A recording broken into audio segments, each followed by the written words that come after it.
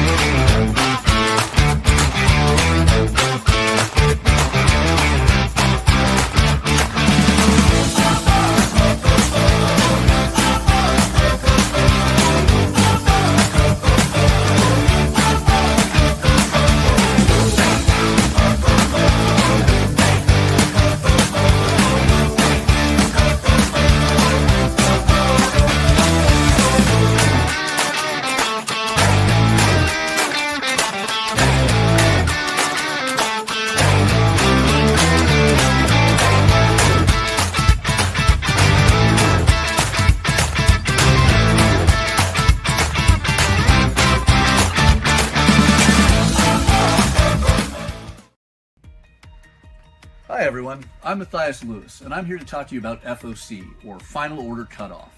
It is the last chance that we, the comic retailers, have to finalize our orders for comics releasing roughly 3 to 6 weeks out from the Mondays we finalize our orders. We deal with this every Monday, but this is important to you, the consumer, because it is the perfect time to reach out to your local comic shop if you want any specific or guaranteed items.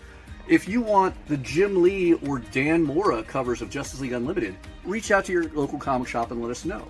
If you want the new issue of Lilo and Stitch, this is the perfect time to tell us. Because as long as you can get us the orders before Monday at 6 p.m. Pacific Standard Time, that will give your local comic shop retailer enough time to finalize that order, adding in whatever it is you want, so they can guarantee when it releases, we have a copy set aside waiting for you. So, always reach out to your local comic shop before 6 p.m. on Mondays with the comics you want. The sooner, the better, to guarantee they're waiting for you. All right, and this week we're going to be talking about the comics that are on FOC this Monday, May 25th. And there is a bunch of great new series, a ton of facsimiles, and all sorts of other fun. I shockingly do not have a co-host that I'm aware of on this episode yet. I don't know if Billy will be joining us. I can tell you Kyle is at a convention, but he might pop in. But I have one of my favorite producers, one of the guys who just guarantees that this show is going to make this wonderful, producer Jay on board with me. How are we doing today, Mathias? Doing good. So I want to remind everyone, because there's so much on FOC this week, there are 2 key websites where you can see it all, because I think we're going to have so many fun surprises on this show that you're going to want to be able to view all of this stuff at your own leisure. So with the help of Jay bringing these websites to life, I want to remind everyone, if you're a fan of Marvel, IDW, Dark Horse, Kodansha, Distillery, Boom Studios, Square Enix, 7 Seas, and other great books, they're all handled by Penguin Random House Distribution. And to view all of their books, you want to go to prhcomics.com, this website you can currently see on screen. PRH knows where it's at. They keep their FOC right at the top of their website, right here. You can see FOC for May 25th. Clicking that will give you this wonderful version of the site right here. We always recommend sorting it A to Z, and you can see all of the books that are on FOC this Monday, May 25th, from Penguin Random House, one of the largest book distributors in the world. But you'll notice there was a lot of publishers I didn't name that you might love on there. So if you're a fan of DC Comics, Image Comics, Oni, Dynamite, and many of the others, Lunar Distribution is going to be the key website you're going to want to use. Well, there's a couple of new distribution options for those publishers. Lunar has the best FOC website for them. So lunardistribution.com will bring you a website like this, and you can just simply scroll down a bit to upcoming FOC. Make sure you're clicked on the right date, May 25th, and you can see all of their incredible offerings on their website, including right above it, previews of some of those books that are available. So make sure you check out prhcomics.com and lunardistribution.com. You can even follow along with us as we talk about it. But we have some amazing guests that I am beyond excited to bring to the screen momentarily. Two creators that have a phenomenal combination of genres in a new Boom Studios book. Without further ado, I want to bring to the show Fred Van Lente and Luca Pizzari. Arr! Permission to come aboard, Matthias, on the good ship. Order up. Luca clearly was not aware of this costume. I mean, now I seeing him, I remember that he actually told me, look, I lost my glasses. I am so shocked. Shock and awe, Luca. Shock and awe. I have an actual medical eye patch in the bathroom somewhere. Do you want me to grab it? I feel at this point, I mean, it's just it's a map. I mean, if you feel a little self-conscious as being the only non-cosplayed person on the show, I mean, well, I'm also the only guy with two eyes, so two good eyes. Right. So I'm good. I mean, there's something about that in a world of blind men. You know, the man with one eye. That's right. Yeah, exactly. I mean, my eyesight is literally the freaking worst, but it's. I mean, at least I've got two eyes. That's right. Don't rub it in. You know, I feel a little ashamed in this scenario. We all received our injuries in piracy-related incidents. So, I mean, you know, I don't even know why I went for the belt buckle on this.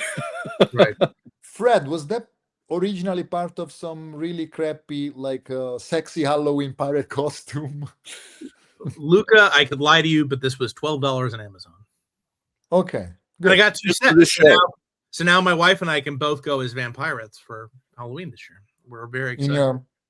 Great. In your private moments. Great. I put on an eye patch. There we go.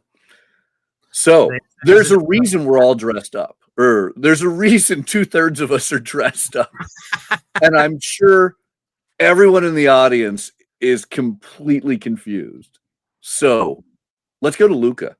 Let's go specifically to Luca. Let's throw it all off. Luca, why is everyone else dressed up as a pirate? We lost Luca for the Luca got shuttled into the he got thrown overboard. How'd that happen? Sometimes, you know, somebody has to go off. Hey guys, sorry, I'm changing rooms because the connection wasn't stable where I was. So let's hope. Well, we'd better see that eye patch then. All right. So, Fred. Yes. Talk to me. What is this new comic you're doing with Luca? So it is Vampyrates, which I am super duper over the moon excited about it and how it. Come on. And its FOC is on Monday. It's Monday, May 25th, Memorial Day, and it's exactly what it sounds like. It's vampire pirates, piracy in a world of all vampires, the Night Isles, and it's just hardcore, spooky adventure from me and Luca.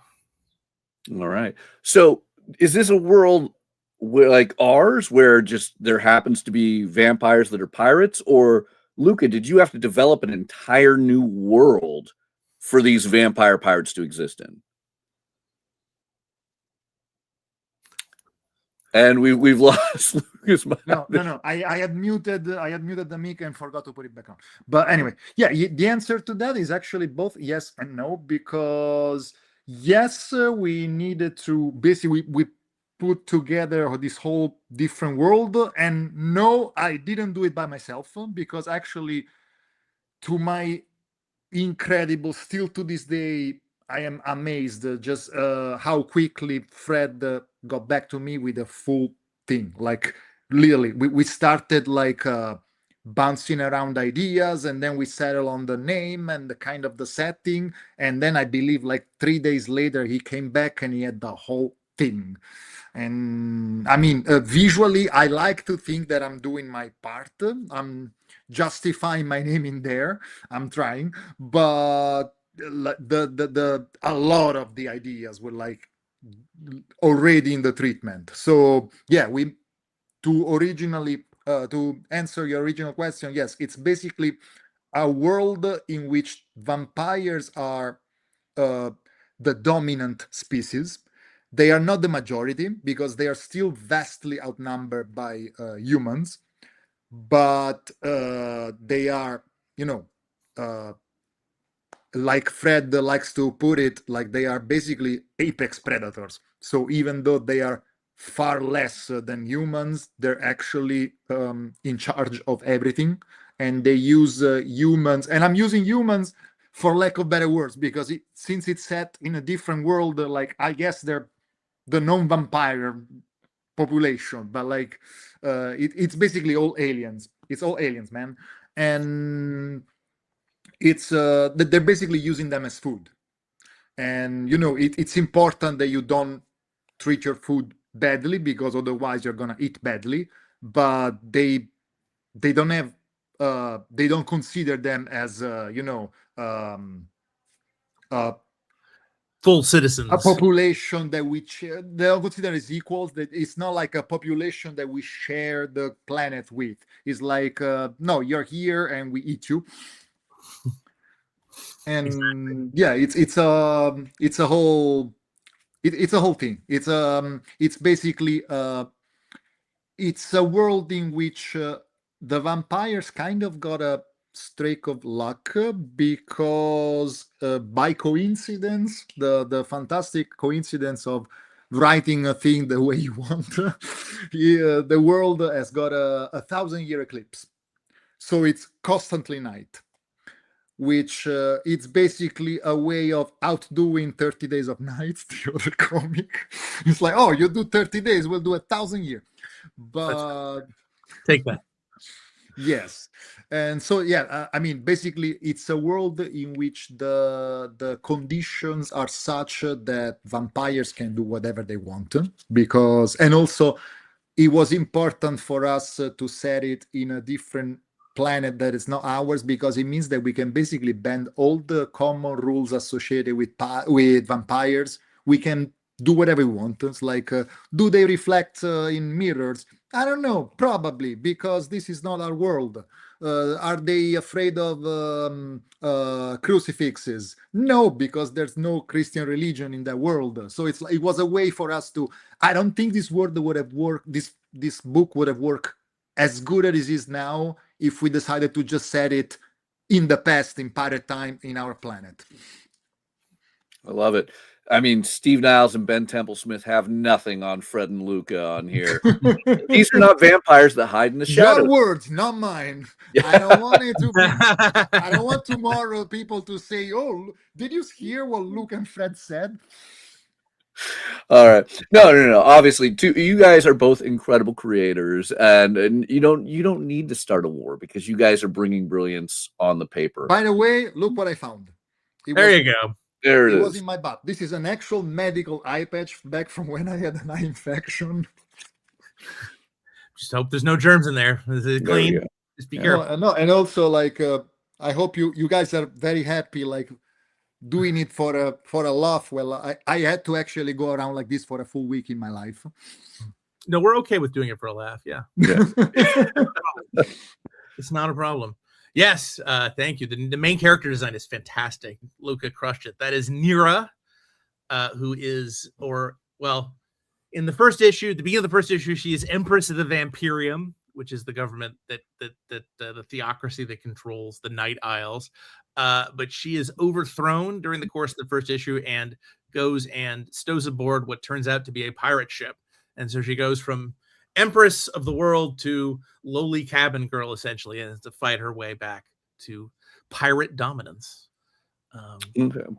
So I guess we dove in heavily to this, 1,000 years of night, vampire world. This is not vampires hiding in the shadows, but what we should get into what truly is vampires. There's vampires. There clearly are pirates. But what is the pitch of this Vampyrates series? Well, as I said, Nira has been overthrown and stows aboard on a pirate ship, and she winds up with a mysterious pirate captain named Ikeo, who has her own vendetta against the Vampyrium. And basically, they are at each other's throats at the beginning, but may find that they have a common enemy. So Nira either has to mutiny and overthrow Ikeo and take the ship over for herself, or join Ikeo in her quest to overthrow the Vampyrium through her quest, which I won't get into. It's a vampire quest. It's a little spoilery, but basically it is high adventure on dark seas, lots of sword fights, lots of blood, lots of misting vampires. That's the one thing from the vampires we kept, which is that they turn into mist, which makes the sword fights really fun. And Luca has done a really great job of seeing what it was like if you had to fight somebody who could just suddenly appear behind you at any moment, as your opponent can as well. So it's pretty terrific. There's vampire sharks. Did I mention the vampire sharks? Everyone has vampire sharks. Ghost typhoons, giant spiders, sea monsters, tide witches. Those are new. Not even Luca knows about them yet. But it's a whole First time I hear it. That's right. It's a whole nautical world of guys. I just realized I'm gonna take out my eye patch, because I just thought if somebody connects to our podcast now, they're gonna think like, is this thing drawn by a guy with just one eye? And I don't want to hurt the sales. I think it's doable to draw a comic with one. I'm sure plenty of people do it. I couldn't even go through the first 10 minutes of this interview with the eye patch on, I hate to say. Yeah. I genuinely don't know how actual one-eyed people do it. I guess the one eye just acclimates ultimately, but that was hard. Also, my eyesight is also terrible, and I'm sure my glasses are calibrated to the different eyes to combine them together.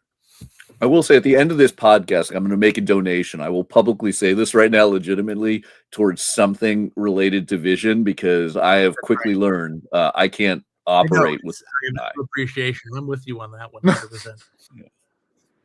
It was very important for us with this book to raise awareness on the one-eyed people. That's right. Yeah.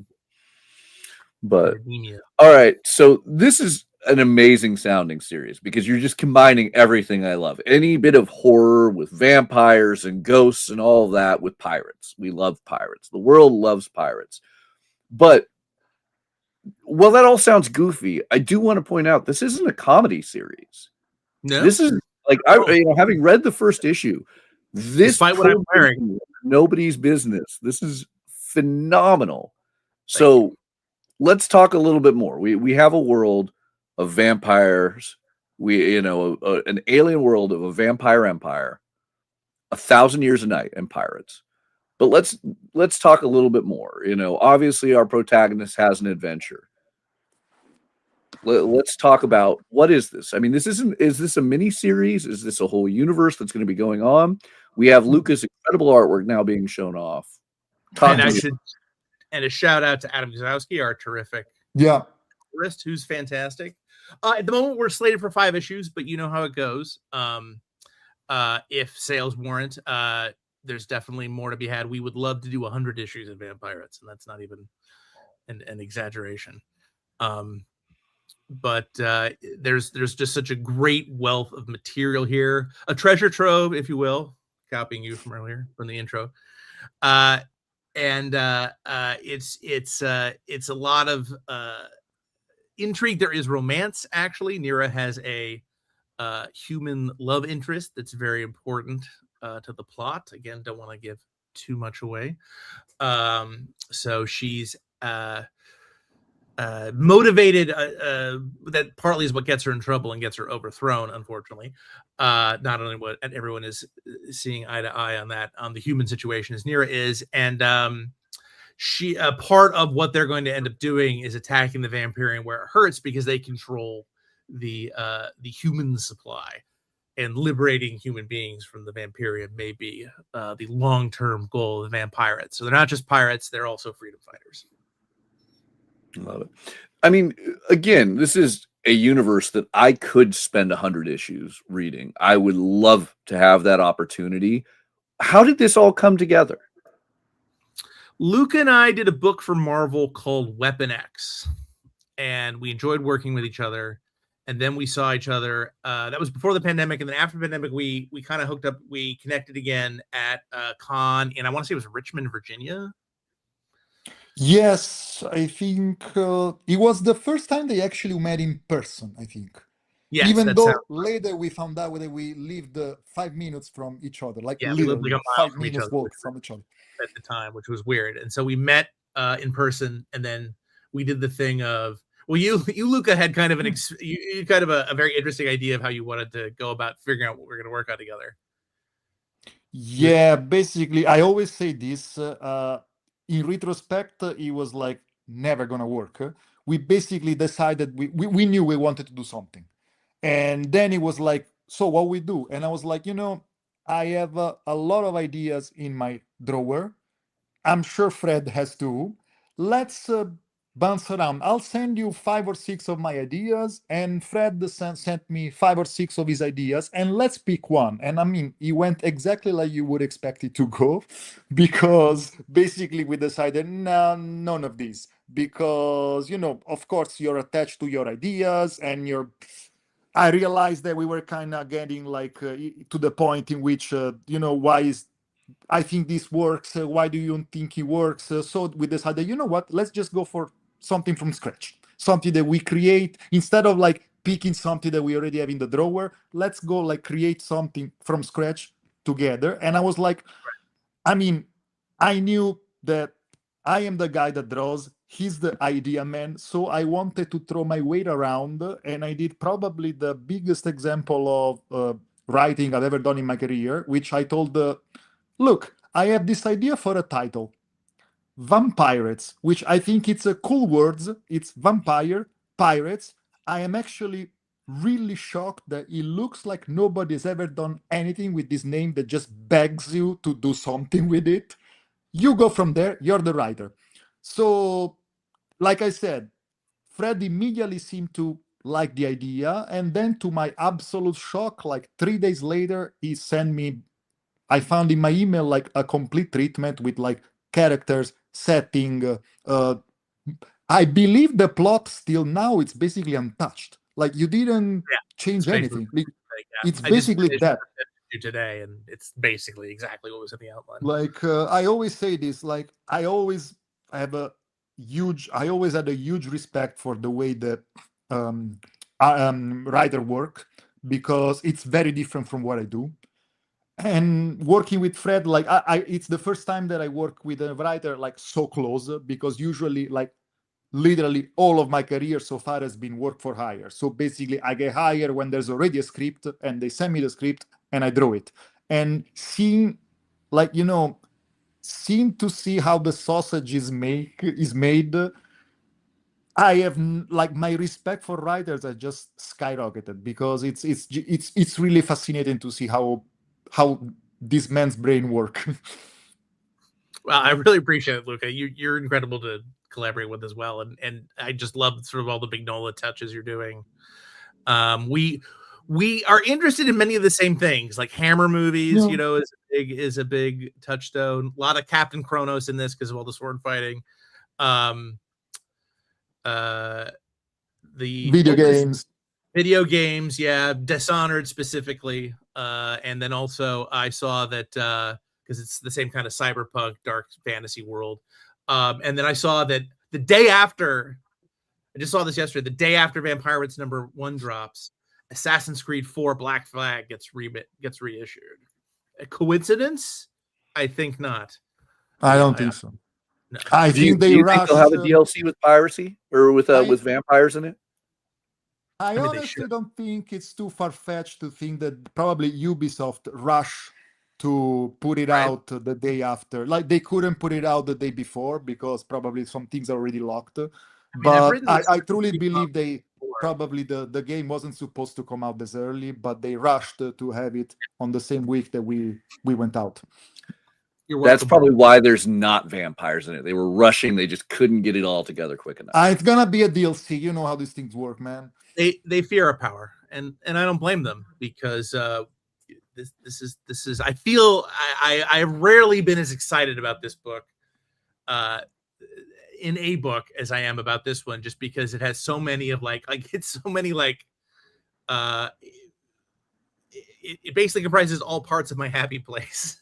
there's a kick-ass female lead, there's vampires, there's sword fighting, there's wizardry, there's a little bit of romance, there's world building that it's just a world, you know. The last 6 months have been kind of rough for a variety of reasons, but it's been very awesome to escape into this world and then see Luca escape in this world, and it's gonna be awesome to bring everybody else with us, and I can't wait for everybody else to see it. That's gonna be and also I cannot stress this enough. I don't know if for Fred it's been the same, but literally probably the first week of actual working on this book was spent on Google because I just couldn't believe that nobody has done anything with this name.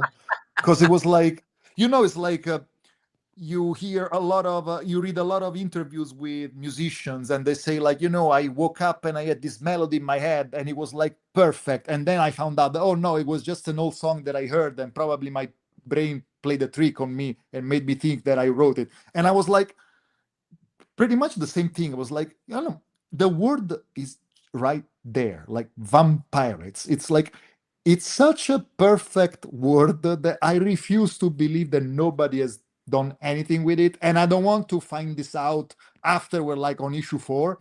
So literally my first week of actual work for this book was basically Googling Vampyrates anything. And you Googled for a whole week? That's a lot of Googling. Yep. That's how much that because when I Google, I really go. But Fair like, enough. no, it's apparently, I don't know, like nobody has ever thought of this title, which, I mean, we just in case is what I always make a joke about, like just in case to be on the safe side, we had Vampyrates with a Y, and people came to me saying, because it's it's the classic archaic spelling of vampires. Yes, also legal reasons, like. Well, I think the big difference is that previously you've had vampires in like historical Age of Piracy stories. Yeah, but exactly. This is a vampire world to which we've added pirates. We've done the opposite. We've done the opposite thing, and I think it's working out really well. I'm just really proud of this book.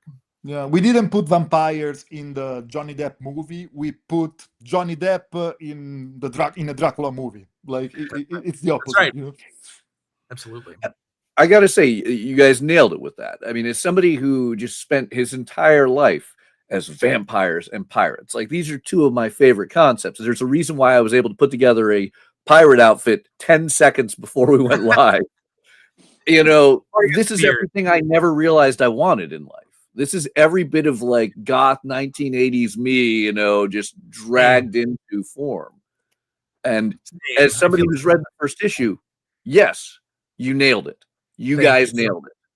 Thank you. Yeah, it's like Fred was saying, like doing this was, I didn't even fully realize until I sat down and actually started working that it's the culmination of pretty much everything I like, and I don't know, like even I like to, whenever I work on a different project, I like to have a different soundtrack that kind of relates to the project. I never listen to the same music when I work on different books. And I mean, this book was like, the soundtrack for this book is the stuff that is the heavy metal doom stuff that I always liked. It's in there too. And I remember, I already said this in another podcast, that basically when I was working, one of the first time that I was we were deciding the look, the visual of this book, and I had one of my first conversation with a colorist. I basically sent him a mood board, and that mood, just to see, this is the kind of palettes and hues and visual cues that I see in my head. And literally 90% of the mood board was like Scooby-Doo stills, Hammer movies, and Lupin the Third enemies, because like the very first series, it was like he had very neon colors, and I mean, I realized that. What was the last one on your list? Sorry? What was the last one on your list? Lupin the Third Enemy sure. Steals. Yeah. And the thing is, after Miyazaki. I didn't even do it on purpose, but like after I realized that, man, I am putting everything I've ever loved in this book, which is something that you cannot do if you're hired to do a Spider-Man or a Batman. You can put all this influence in your art, but you cannot literally put them in the book. And I don't know, it's been really cool to be able to do this. Also, it's been really cool to realize that, again, coincidence or that's the reason why we're doing this together, I don't know, but like basically Fred likes the same crap. So basically every time I'm like, oh, what would look great on this? A bit of a Hammer horror style, and then he mentions it in the script, and I was like, okay, that's great. Borderline frightening. Yeah. No, I will say when Boom Studios first approached me about this book, I really thought it was going to be a joke just targeting me. I really thought, the head of sales one time put me on the spot and asked about, like, hey, if there was a pirate berserker, what would it be called? And I realized instantly, I'm like, I'm going to drop the ball on this. It was Berserker. Sure. But I just assumed this was a follow-up joke. It's like, there's no way they're putting vampires and pirates together. This is just, Matthias likes these things. We're going to insult him. No, this is everything I love. If you like pirates, if you like vampires, if you've ever even had the insane thought of combining these two, this comic is everything you would love in life. So if you're not going to your local comic shop this Monday and saying, I need Vampirates this July, you are making I just wanted to point out, because I don't want like people to go around saying, oh, Luke and Fred are going around that basically they invented putting together vampires and pirates. It's been done before. Like there are books that are like vampire and pirates. I think, correct me if I'm wrong, Fred, our deal was never to, oh, we've done it first. But I truly believe that nobody has done it the way that we're doing it. But like... Sure. I don't want to give the false impression that, you'll never see vampire and pirates together. It's been done before, but not like this. Never this well. Not as well. I mean, that's not for me to say, but like never in this setting, like never like this. It's usually like, in a historical setting. It's never like there's so many layers of weird in this book. Like it's basically an alien world set in a different planet in which there are vampires that are also there's like ruling a society that it's like nautical and inspired by Edwardian, Elizabethan, and Victorian England. There's so many layers of things that I truly believe that I can safely say you will not find it anywhere. But I don't want like people to say like, oh, now they're saying they invented putting these two together. We didn't, but that was never the point. All right, let me steal this from Luca. I'm going to say it. This is coming from me. Matthias of Order Up, Final Order Cutoff, Nowhere Games and Comics. This is the best book you could ever have made with vampires and pirates. Like just hands down. Sorry. Anne Wright to, like I can't even remember who wrote Treasure Island at this moment in time. Robert something. Louis Stevenson. Yeah, Robert Louis Stevenson. Both of them are envious. Both of them are envious. That's right. Well, they're in heaven right now in a relationship. Thank you. Working. I am pretending together so much that I wasn't fishing for exactly that kind of answer. Thank you. I do appreciate it. There it is. Well, we technically invented vampire. Well, anyway. Not only, we copyrighted it. Yes, that's right. And then we also see on the screen, this is Sister Duchess, who's one of our villains. This is Neera's. Yeah, she's Neera's cousin who overthrew her. As you can see, she's got a very Bram Stoker's Dracula-esque. By the way, shout out! This is a variant cover by Michael Dialinas. He's one of my artist friends. That when we started throwing names around, also this is something that I had a lot of fun with. That for the first time in my career, I mean, it's probably normal. I imagine it's normal when you have a creator-owned book. Is that I just never had one before. So basically, at some point, the editor started asking me, "So, do you have recommendations for variant covers?" And I was like, "Do I? Oh my god, I get to pick." So, like, he was one of the first people I thought of, and he really delivered. Like, I love this cover. And we have so many others. Like, I don't even know if it's are we supposed to tell the names of the variant artists. I don't know if that's part of spoiler territory or not, but we have some names that I just couldn't believe.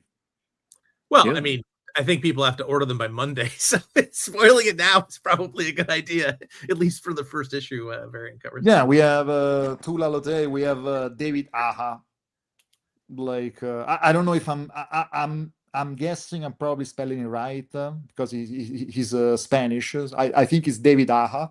Yeah. But it's I mean, I couldn't believe those names because some of the names were people that I names that I pitched because I thought they looked like this is Bengal, and I mean I couldn't believe we got Bengal. And some other names were like the editor just came back saying, "Oh, I also got these guys," and I was like, "Really?" Actually, that I'm not gonna say, but there was one name in the discussion that is still not clear if we got him or not. I think Fred knows who I'm talking about. I He's do. a painter. He's one of my favorite comic like painter comic book artists that paints, and I just We I got don't know. approval. We got approval. Spoil it Yeah. all. Sounds good. The thing is not about spoiler. It's just that in the end, if we didn't get him, I'm gonna sound like an imbecile, so I'm not gonna say it. But my edit, I just threw the name out. Just when it's like, yeah, I'm just gonna say like, of course they're gonna say no. And our editor were like Seb. By the way, shout out to Seb. He's like the best editor we could possibly ask on this. And he was like, you know what? I actually know the guy because we worked together for a while back then. I'm gonna just ask him. And I don't know if we got him or not, but if we did, that to me is going full circle because hint, the guy also painted a couple of Rob Zombie's album covers. So it's like, to me, it just goes back full circle to literally everything I ever loved. I love it. Well, and I mean, so one thing that I feel that we haven't talked enough of, Fred's hinted at it, but this is not just a tale of fangs and cutlasses. Thrones are involved. This has a Game of Thrones type of vibe, as you say, right off the bat. Sure. The Empress gets overthrown. So this is currently a 5-issue miniseries with the potential of maybe 100. Let's hope everyone goes and pre-orders the greatest concept ever of vampires and pirates out there. But I want to, before we wrap things and move to the next, I want to get a proper pitch from both Fred and from Luca. It is vampires. It is pirates. But what is the reason everyone beyond their love of vampires and pirates needs to go in? What is the quick pitch of how you're going to sell this right now? It's a well-written, beautifully drawn, fast-paced action adventure horror saga about a deposed vampire empress trying to fight her way back to her throne over the high seas when she gets shanghaied by a pirate ship. It is high drama. There's some romance in there. We have multiple great characters. The crew is fantastic. You said a great thing, Luca, that you said the crew reminds you of designing the Doom Patrol for the first time. Yeah, because they always like, there's not like, oh yeah, and there's a dude. It's always like, oh, there's a dude with no legs and a dude with 3 heads and a dude with like this and a dude with that. It's like, it's really cool because I mean, visually I had a lot of fun. My favorite individual vampire is probably All Fang's Alley. You don't meet her until you do. That was one. It doesn't happen very, very often, but it was a character that I surprised myself while I was designing her because I had in mind what I wanted, and then I sat down to draw her, and she came out different, and I was like, okay, I don't know why I did this, but I think it works. And I don't know. Every time she's in a scene with Nira, it's a lot of fun. She's got her terrifying name. And goofy at the same time. I don't know if, terrifying and goofy Fred sees her like that, but that's 100% how I see her. She's terrifying, but also really goofy. Yeah, her shtick, hence her name, is that she removes the fangs of vampires she defeats and replaces her own teeth with them. So unlike the two vampire fangs, she has almost a complete row of fangs going all the way around her mouth. And she goes around with pliers in her pockets because every time she fights somebody, then she holds their heads and she removes the canines. Yeah. So this is what you're in for. This is what you're in for, folks. Yeah. We are two very troubled individuals. I'll tell you right. that. Yes, that's right. And we're inflicting and you are the beneficiary of that. I love it. All right, so Vampyrates. Everyone needs to place the order. It is on FOC this Monday, May 25th, and drops July 8th. You are not going to want to miss it. I cannot emphasize this enough. I don't think either of these guys can emphasize it enough. This book is everything you would ever want if you have been ever a fan of vampires or a fan of pirates. And it just seems to get crazier every time they open their mouths to talk more about it. Thanks, man. I really appreciate it. Yes. All right. But there's some other FOC notes I have to go, especially as we have Fred on here. Last Monday, there were a number of big drops of FOC Fred Van Lente titles. So if you guys didn't get these orders in on May 18th, obviously there was a huge one with Gaston's the penultimate issue was on FOC last week. Okay. Along with the big issue 14 of Future Is. Oh wow. And that's a great cover. I really want to bring it up because hitting the exact same day, July 8th, will be the final issue of Gaston, and issue 15. They don't have FOCs until June 15th. But July 8th, along with Pirates, you can get more Fred Van Lente love with the final issue of Disney Villains Gaston, which you're co-writing with Greg Pak, and Future Is 15. Can you really quickly talk about those two series? So sure. So Gaston is about everyone's the guy you love to hate from Beauty and the Beast. This is an adventure that takes place obviously before the movie, since spoiler alert what happens to him in the movie. But he basically gets caught up in a plot against the King of France. He doesn't really care about that, but he's been cursed by one of the evil people involved in the plot to turn into a squirrel. Anytime he's threatened, anytime he threatens someone, he turns into a squirrel. So he's highly motivated to find the magic potion that will turn him permanently human again, and that requires a heist.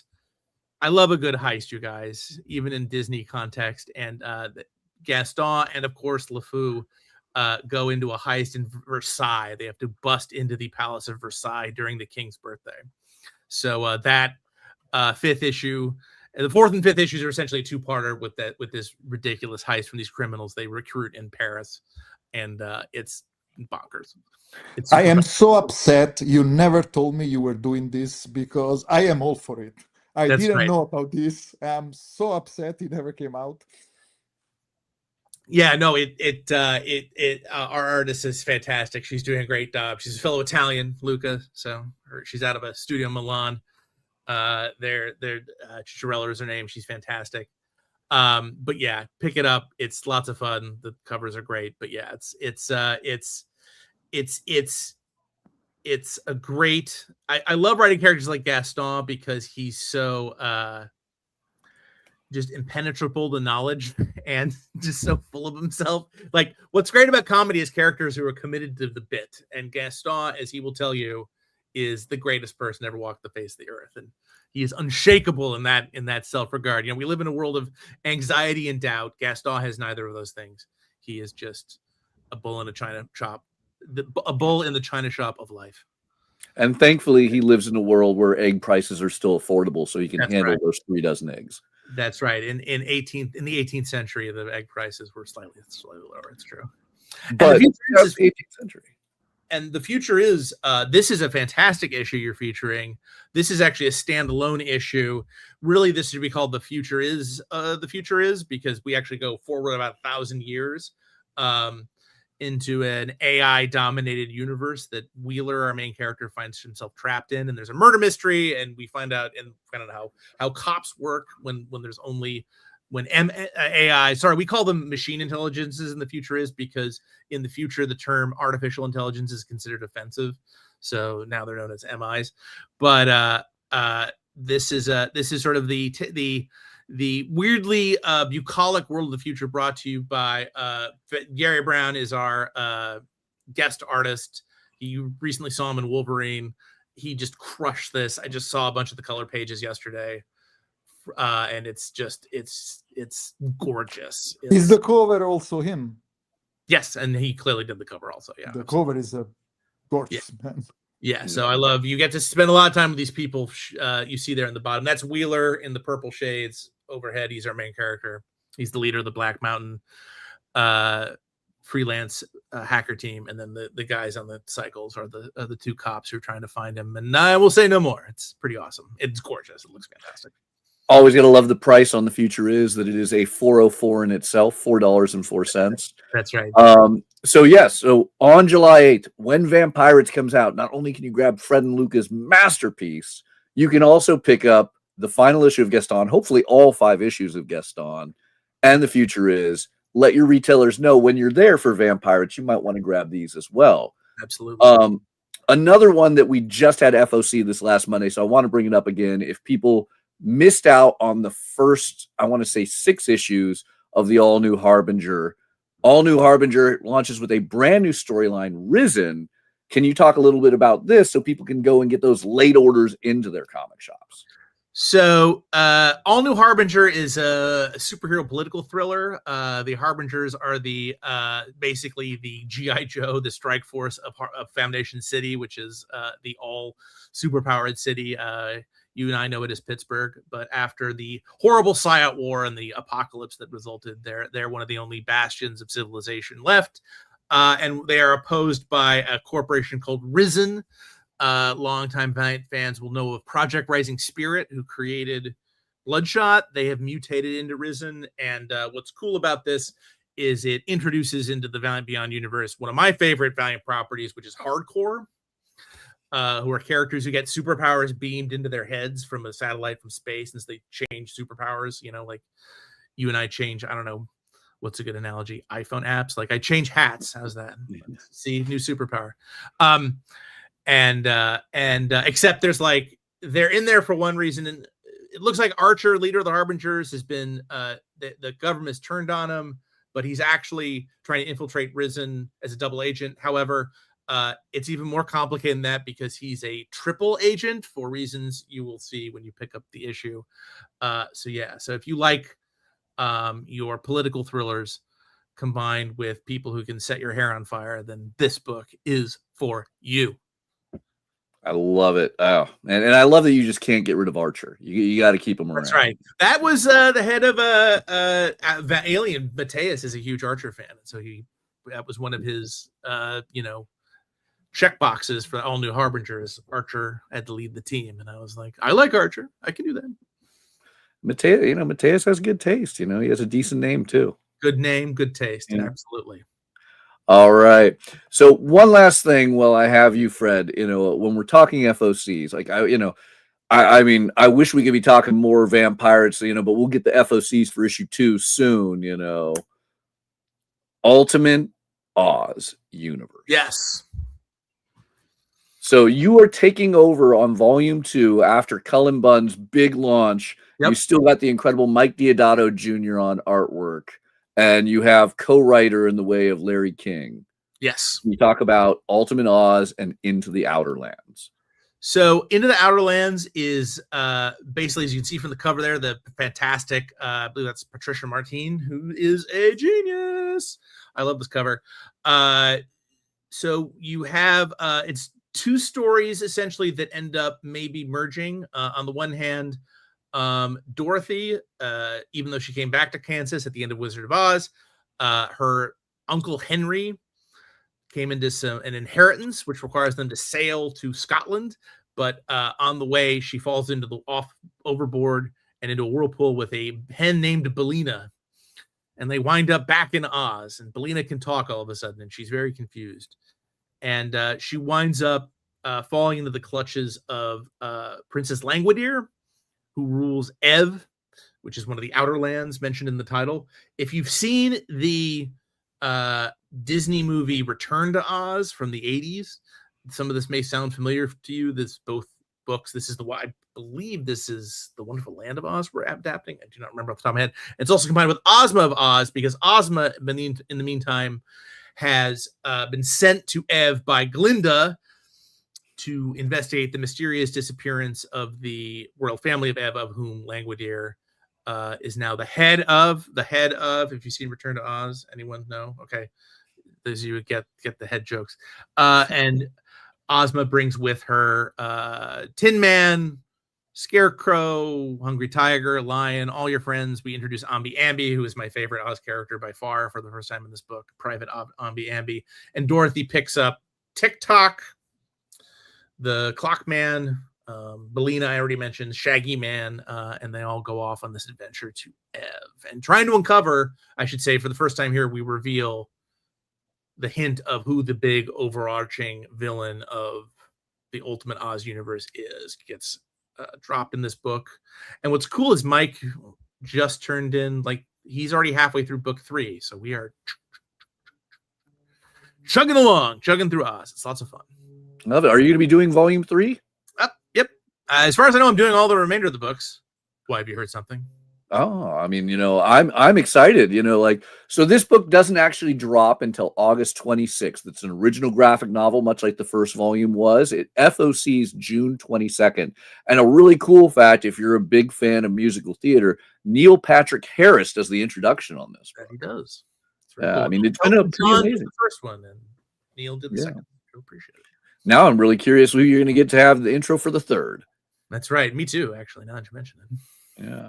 But so all sorts of fun, we're just not going to get rid of Fred anytime soon with, some major books. Even though Gaston is ending, the future has a number of issues continuing on for the next few years. 60, Ultimate Oz. 60. What was it?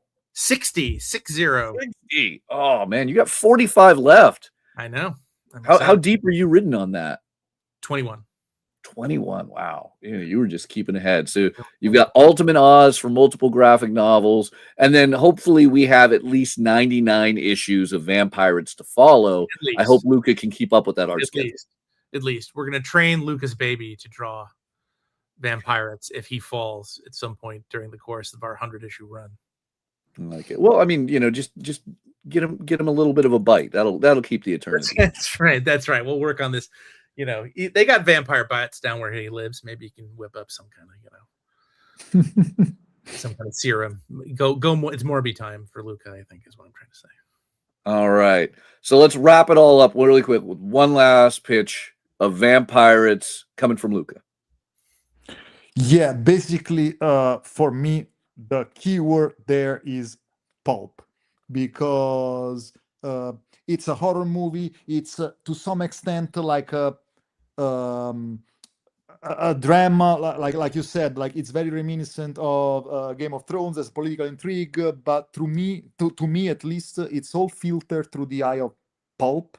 And I am a huge fan of those 1920s original pulp magazines like Amazing Tales and Weird Stories, Weird Tales, stuff like that. And I really try to put that sense of wonder in there. And I don't know, I think it's a book that really manages to capture everything I love and everything Fred loves, and hopefully it will show. The best thing I can say is if you have a quarter of the fun reading it than we had making it, I'm happy. Yeah, absolutely true. Love it. All right. And for anybody who wants to find out more of what Fred is constantly writing or Luca is doing with art, where can they find you guys online? I'm at Fred Van Lente pretty much everywhere. Probably the best place to go for my comic stuff is Instagram. Yeah, same. My handle is at Luca Piz, Lukapiz. and it's basically the same handle for Instagram and Blue Sky. All right. I'm just going to repeat that one more time. LukaPiz.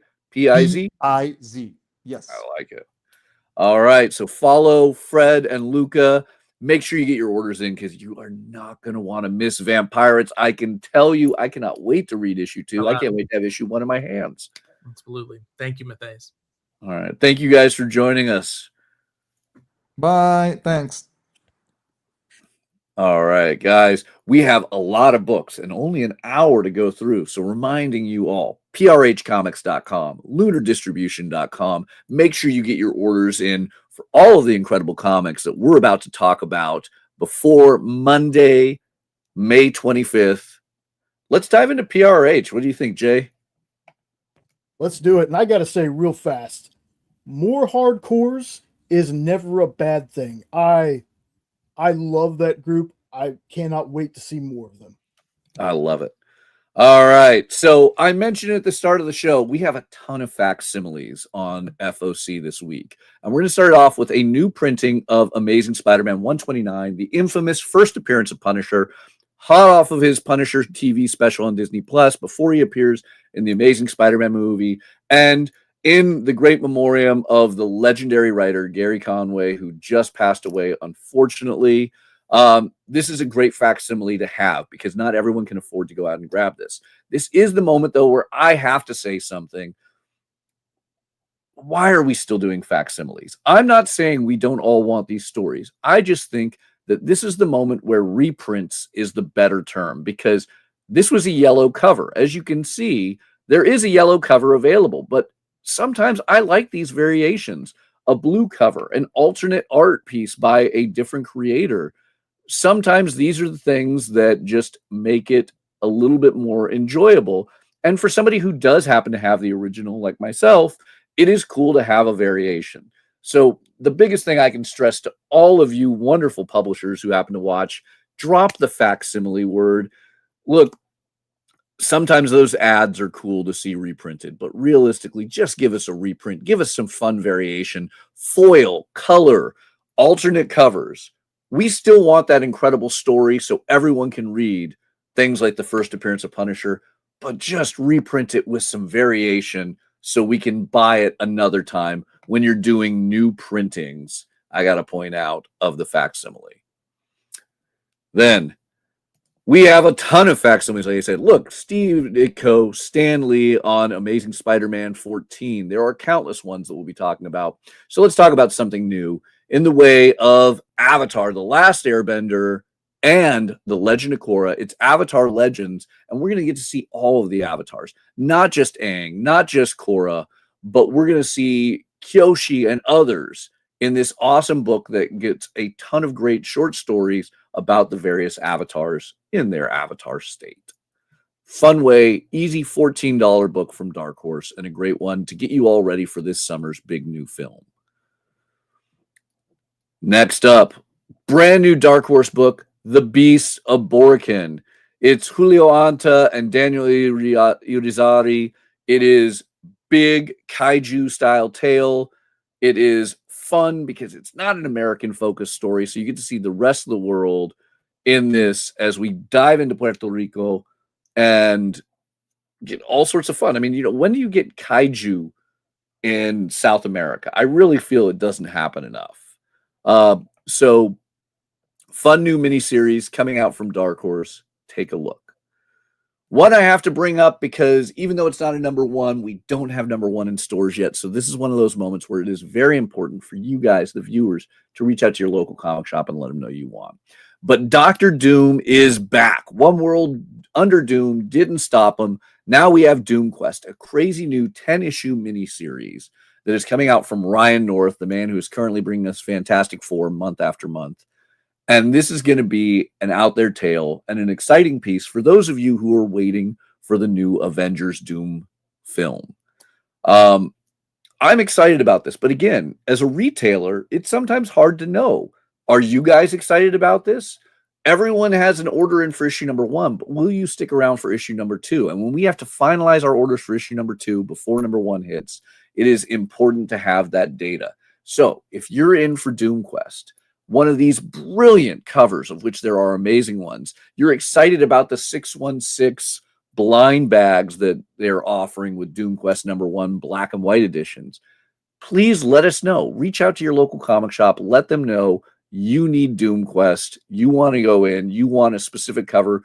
Maybe that incredible Miko Suion cover that I'm eyeing, or that Luciano Vecchio cover homaging the classic, I want to say Fantastic Four, or maybe that was an Iron Man issue. Let us know. Let your local comic shop know, so that way they can make sure you're not going to miss out. Because I feel issue #2s are often the most underordered books of a series, because it's hard for retailers to guess who's going to stick with it beyond issue #1. I mean, Jay, have you ever had that problem where you just can't get an issue #2 because you didn't give the order to your store in enough time and they cut back their orders? Oh yeah. Always, folks, let them know. And I got a question about that myself. You being a shop owner, Yeah. do you happen to see like series that are doing really well, a drop off on 2, but then after people read 2, you get more orders for #3? It is a very regular thing, honestly. I mean, nowadays, thanks to Final Order Cutoff being more publicly done and shows like this, we don't see it as badly. But it was an infamous thing, particularly, I want to say, in the early 2000s was where I experienced it the most for me, where we would have the presumption that people pick up #1s because they're #1s and drop off. And you really saw it, I want to say, over the last 30 years, where books just got better and better. It wasn't the same like it was in the 90s, where everyone wanted the #1 and then they left the store and never came back. And with that, it became very hard to guess. Are you going to have a 100% sell-through on issue #2 of what you did of issue #1, or are you going to see a drop?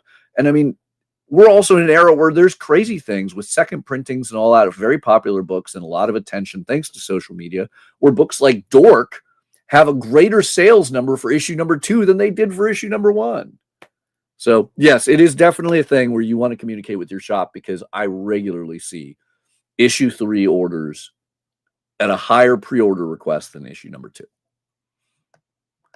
All right. And to fix that, we have later printings. So if you missed out on Stephanie Phillips' incredible Daredevil series, a third printing is on FOC with a great television homage with that wonderful Born Again artwork. Let's see. For those of you Pros fans, if you have not read Dreamslinger, this is a great new Disney series from Disney Hyperion. The trade paperback is now on order, and if you think K-pop Demon Hunters is awesome, this Korean fantasy story is going to be perfect for you or the young reader in your life. Now, let's jump ahead to a brand new #1, focusing on an Eisner-nominated superhero with an Eisner Award-winning creative team.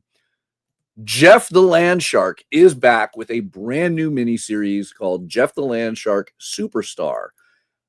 You have Eisner Award-winning Kelly Thompson and the incredible team of Toki Tokoro,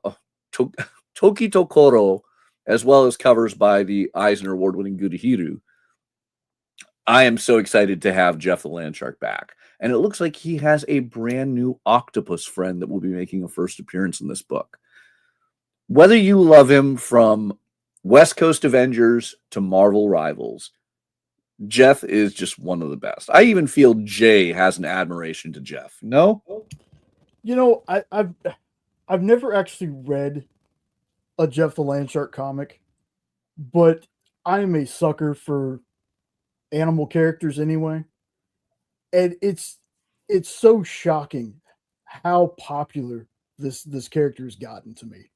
It's so shocking, but I mean, he's cute. I'll give him that. It's just an undefeatable thing, because, you know, kids can enjoy him, adults will love him. He is the last character you'd think to exist in the Marvel universe, especially amongst people like Deadpool and Wolverine around him. Like, this just feels like it could be sushi in a heartbeat, and thankfully his cuteness will keep him alive, and his surprising bite will keep away the threats. A lot of great covers on Jeff the Landshark. I honestly think this is exciting. The part that has me the most excited is there's a McFarlane Toys variant, And if that doesn't mean there's a McFarlane toy coming, Todd needs to fix his plans. I am 100% for that. All right. In darker news, completely different from Jeff the Landshark, IDW has its second IDW crime series finally on FOC. Joey Esposito, the Eisner-nominated co-creator of The Pedestrian, teams up with Valeria Berzo on an interesting concept that mixes serial killers and modern influencers. Killer Influencer tells the tale of a serial murderer who is so perfect at his job, no one realizes that the murders he's making are connected. But his goal is to be the best serial killer ever. Thankfully, a brilliant young journalist and influencer has figured it out. And she makes a deal with the serial killer to make it so he does land his name on the map. And she gets to be up there as well, being the reporter and influencer that tracks all of his vicious murders. How is this going to work out? Well, my experience is not well, but story-wise, I think we're going to be the winners here, as I'm very excited to read this new book. This has like all of the keys of Dexter in my mind, with a far more modern and interesting twist. And Joey's brilliant writing of The Pedestrian really gives me the high bar that I expect this will be the defining piece of IDW crime, more than so than any of the other ones currently solicited. And that's not to knock them. I just think this is going to be brilliant. So PRH just going strong with some great books this week. And again, not to mention a ton of amazing continuing series, some brilliant manga, some absolutely awesome kids books like the Magic Treehouse Titanic book, giving young readers a little bit of information about James Cameron's favorite ship in the sea. Was that a bit too on the nose? A bit, but I love it. All right. All right. We've been saying distillery with PRH for almost a year now, and we haven't had a lot of ability to talk about new distillery books. Thankfully, they have it together. All those great distillery series are getting back into print, and one that I am very excited about is a brand new one coming from Cy Spurrier and Matthias Bagara, A Mischief of Magpies. I think this is going to be a very fun one because Cy Spurrier loves to bring us unique worlds. And this one sounds amazing. As Mar, our protagonist, has the ability to blink between dimensions. And when he's not on our Earth, he's on a world that seems to travel between an endless ocean, a city constantly on the move. And he finds himself surrounded on the beach of this moving city in this oceanic world by a series of magpies that have all the answers and none of the questions.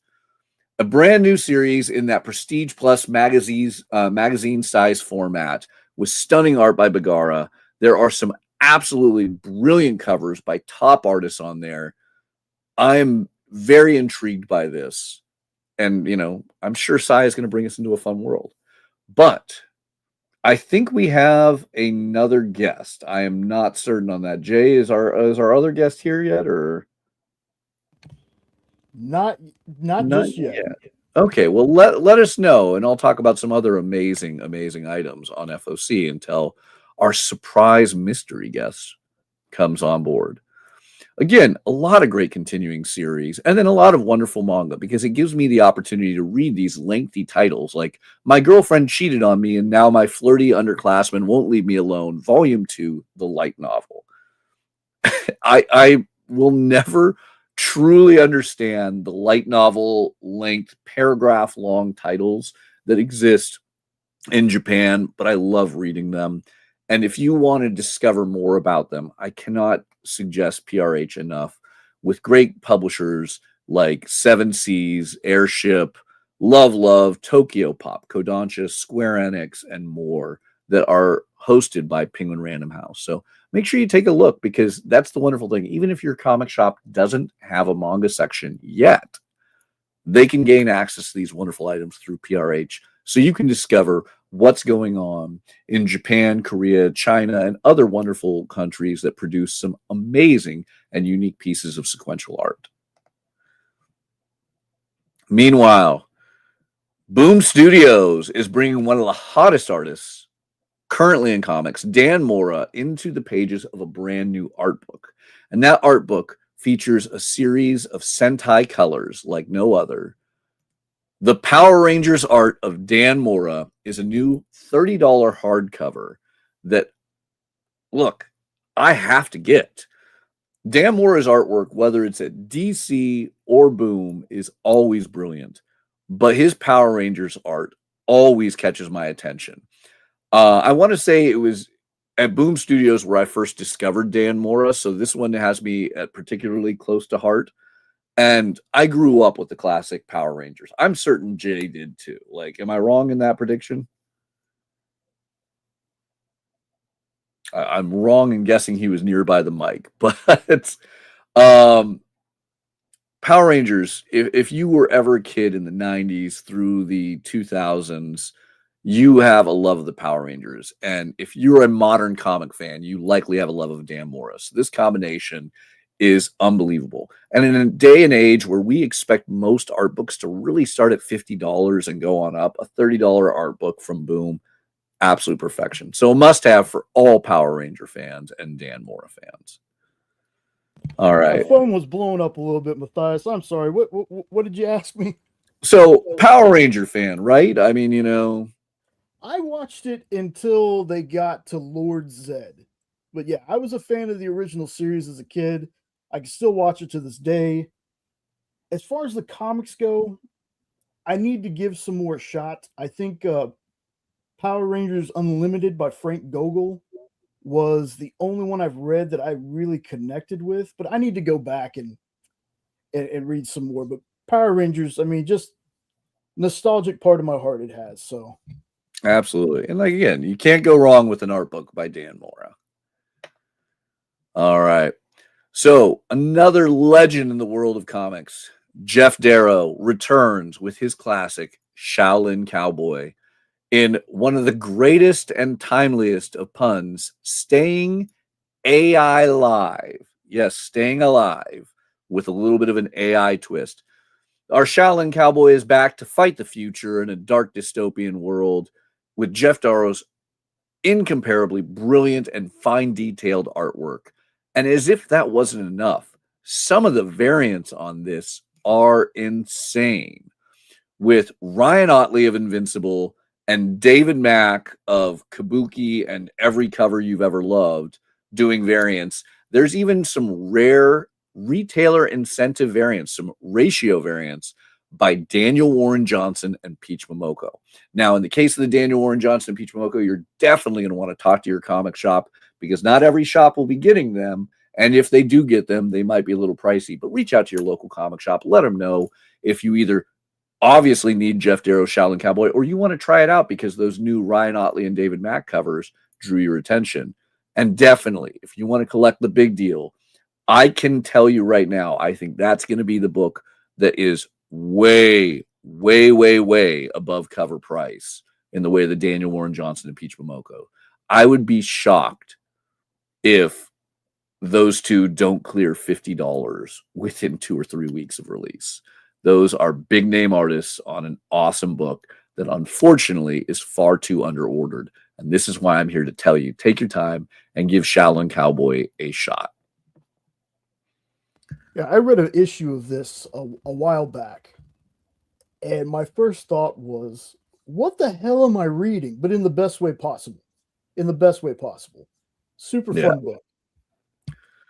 A lot of really fun activity books for anime fans and K-pop fans. Spy Family has 2 activity books coming out from Tokyo Pop, and I'm actually going to go break all the way back because I skipped over a large amount of fun for K-pop Demon Hunters, which now I'm wondering is not showing up here, but I can tell you If you're a K-pop Demon Hunter fan, you're going to want to reach out to your local comic shop and ask them about the K-pop Demon Hunter activity books, the junior novelization, the comic that uses the screenshots from the film to give us a sequential art story of it, sticker books, and more. It is becoming K-pop Demon Hunter time. So they might have been pushed off of this week's FOC. I'll have to look into that to get you an answer. But reach out to your local comic shop because I'm sure they can hop on PRH and get you a better answer, prices, and content explanations so they can hook you guys up with everyone's favorite trio of singing demon slayers. Whew, that was a lot. All right. Mark Miller is back with not 3, but 2 women who are master thieves. Starcrossed tells the tale of 2 of the greatest thieves in the galaxy on a brand new adventure while they're being hunted down by some less than scrupulous figures. Mark Miller always brings a lot of fun with these type of miniseries, so I'm curious to see how his return is going to be. I feel it's been a bit of a gap since we've really had a brand new Mark Miller piece, and I am excited to see work with him and Corrado Mastantuono. I'm going to butcher that name. I'm certain of it, so I apologize to Corrado. But the artwork looks amazing. There's some great covers. I'm curious to see what Mark Miller is going to bring to the board with this one. And of course, we talked about it for almost an hour. Vampire fans, pirate fans, Vampyrates. Greatest name for a comic, greatest concept for a comic. And let me tell you, as somebody who's read issue number 1, great comic. You guys need to order this book. I don't normally let creators talk for an hour, on this show, but I could have spent the next 6 hours talking to Fred and Luca. This is an amazing book. I really don't want anyone to sleep on this. A ton of brilliant covers. Vampyrates. You got to get it. This is going to be awesome. All right. And I'll go on record in saying, yeah, Fred and Luca invented Vampyrates. Okay. Yeah. I'm so excited. You heard it from Jay. Yeah, I'm so excited for this. This sounds like it's going to be awesome. It is. I just wish I could be talking with everyone after we've all read issue number 1, because I just want to rant about this for the rest of my life. Vampyrates. All right. But that's PRH in a nutshell for this Monday, May 25th FOC. And yet there's still so much more to talk about over at Lunar Distribution. So I'll remind everyone, go to lunardistribution.com. Just scroll down a small hair to upcoming FOC. Make sure you're on the right date, May 25th. And we can talk about all of the fun of Bruce Wayne's wonderful friends turning villains in Absolute Batman 21. Look at that. We have Two-Face there. We have Penguin. And there's more. These final forms of Bruce's once allies that are now becoming somewhat like the villains we've known them to be in decades of Batman storytelling. Scott and Nick are going to be bringing it hard. And look, when has there been an Absolute Batman issue that wasn't, oh my God, jaw-droppingly amazing? I mean, I know that you're not caught up on Absolute Batman yet, Jay, but are you not loving every issue? Of the ones I read, 100%. I kind of skipped around. I definitely got my wife got me a second print of the Absolute Joker first appearance. Loved it. So I'm gonna get back on it. It's just, man, I can't stop reading Superman. Superman's been my favorite. And whenever you're ready, our guest is ready.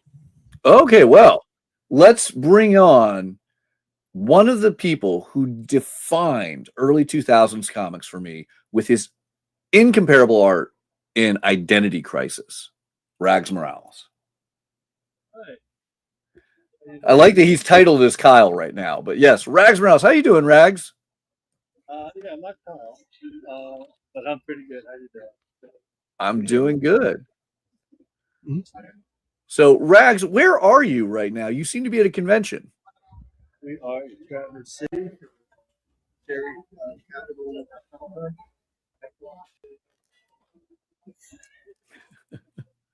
All right, and I'm hoping everyone can hear. I know the mic seems to be picking up a little low, but oh, I think we have producer Kyle off camera currently, working on that. But Rags, it is so awesome to see you again. You've done some of my favorite comics, everything from Hawkman and Identity Crisis, and you've done a number of great things. But it's been a little bit since we last saw some new releases with your interior artwork. But I'm told that's about to change. Well, yeah, for the moment. I have a project that they haven't announced yet, but I'm so far into it now. Should be. I can't announce the date, but I am working on it. All right. Is there anything you can say about this as of yet unannounced project?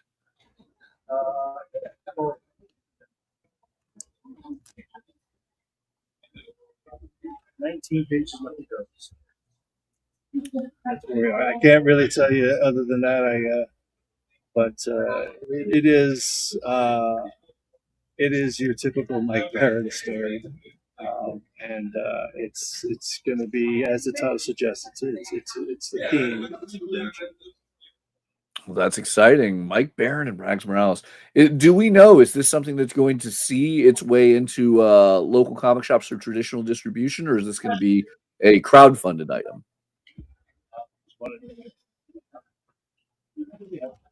You'll have to ask Chris.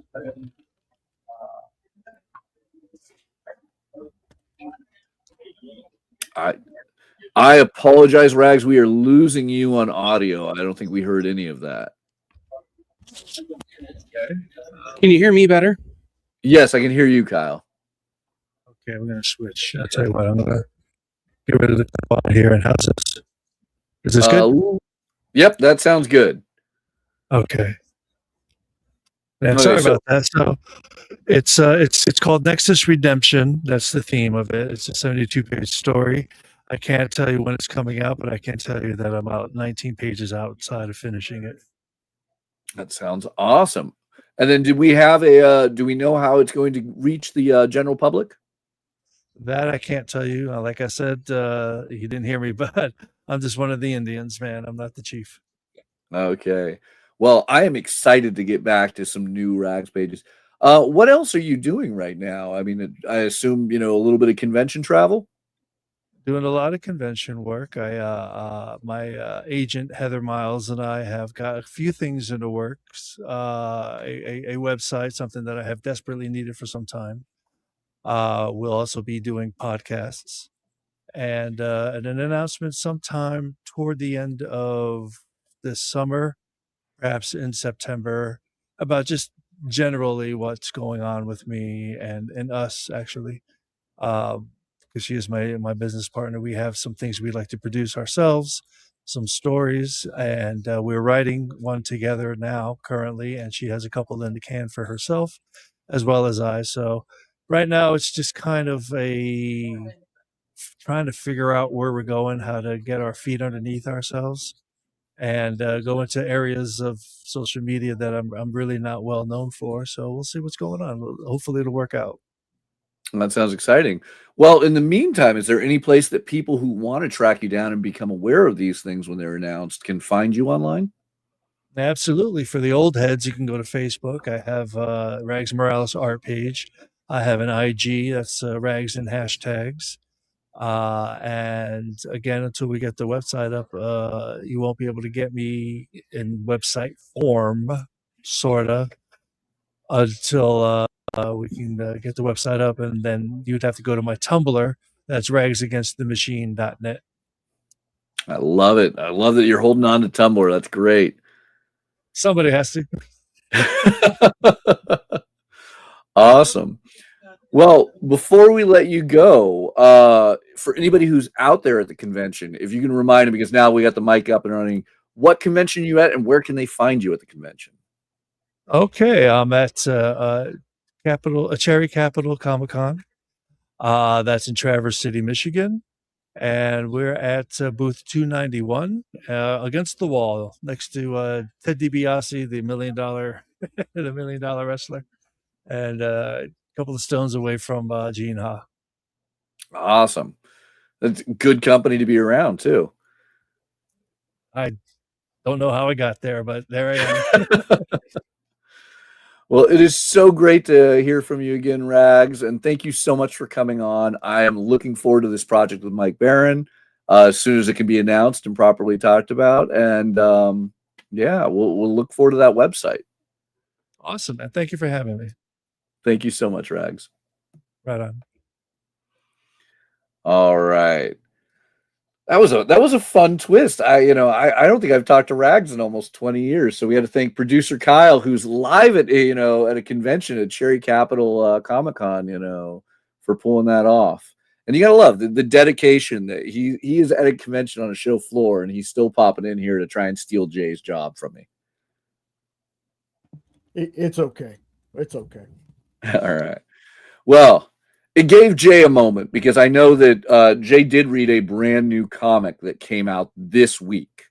And we were talking a little bit before the show started about it.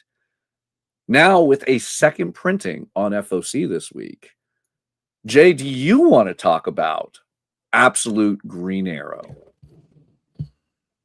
Okay. I'm an Archer fan to begin with. I love the Archers in comics. Green Arrow is one of my favorites. When they announced they were doing an Absolute Green Arrow, I was already like, I'm already sold. And then I read the solicit, and it's supposed to be like this urban horror murder mystery kind of vibe to it. Got to read it, and folks, look, reading Superman, I can tell you there's some parts in there where they went real hard with what happens. This one, it just takes off. Some of the stuff they did in here, this would be a Marvel Red Band book if it was under Marvel. Okay, I don't know what I was expecting, but it met those expectations and exceeded them. I am so hyped for this book. I have no idea what's going on. I was one of the people that was like, look, it's either going to be this character or it's going to end up being Black Canary. It's not Black Canary, spoiler alert, I'll tell you that much. Okay? Well, I would hope not, because she's standing in the background of Green Arrow. Exactly. Folks, if you missed out on this, whether it's a second print, whether it's the 90th print, get you an issue of this. If you're into anything that I've talked about, murder mysteries, and mixed with a little bit of horror, little slasher, more like elements to it, this is the book for you.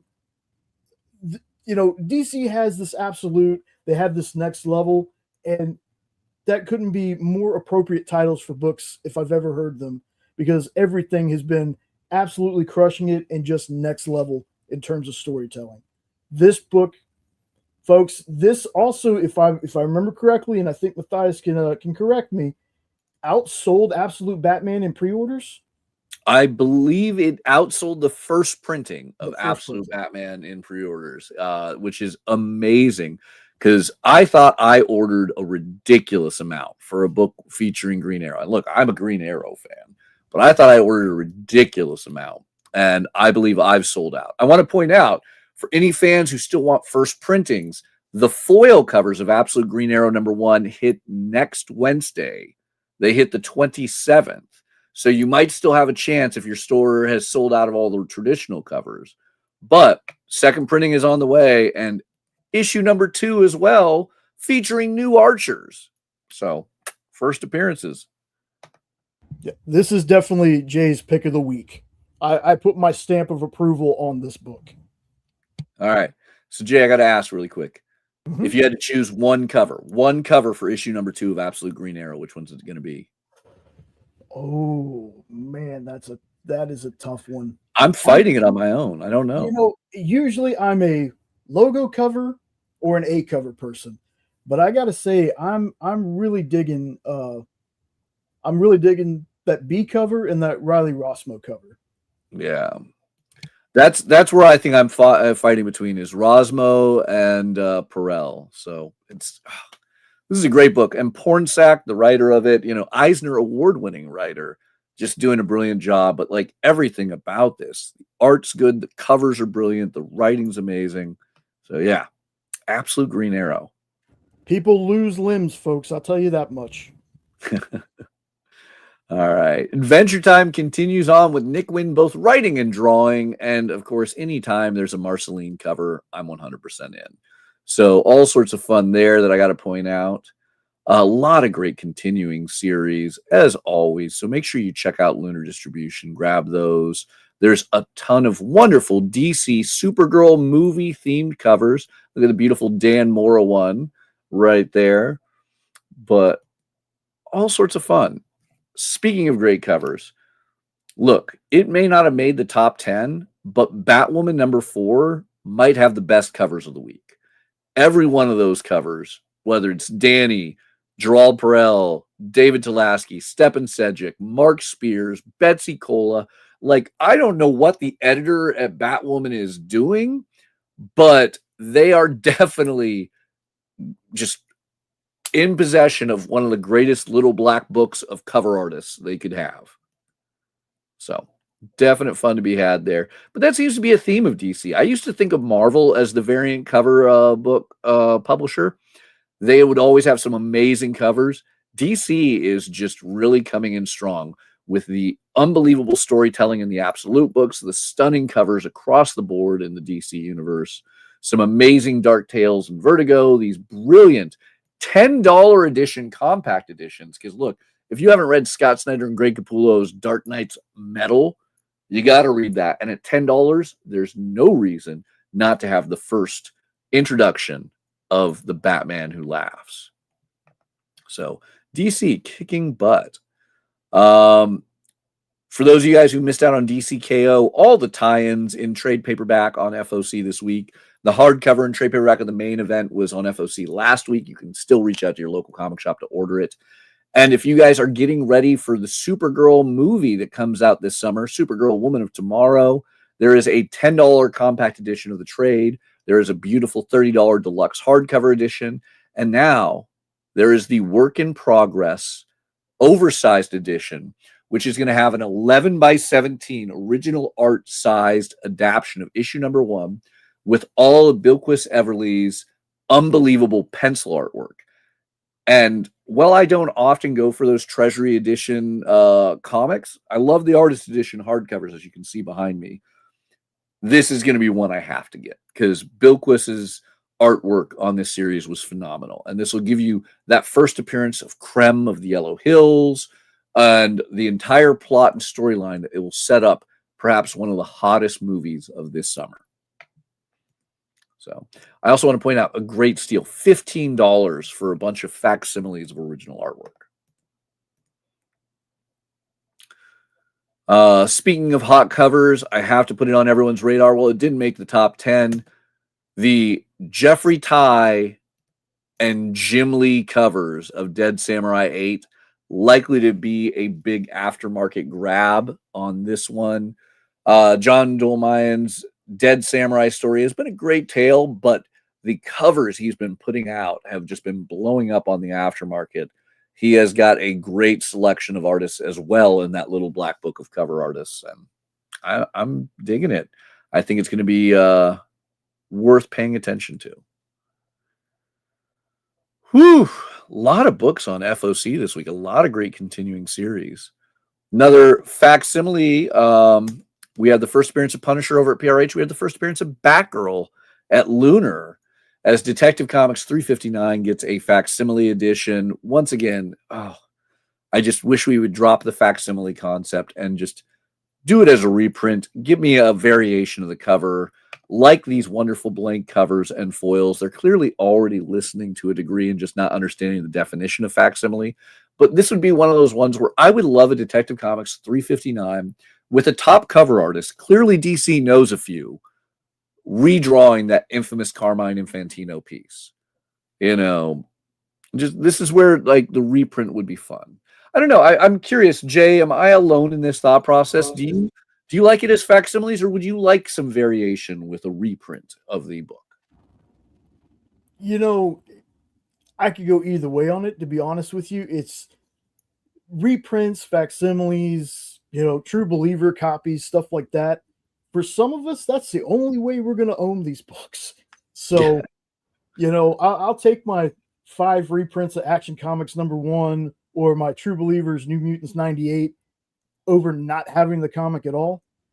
But yeah, I've never really understood the difference between facsimile and reprint, to be honest with you.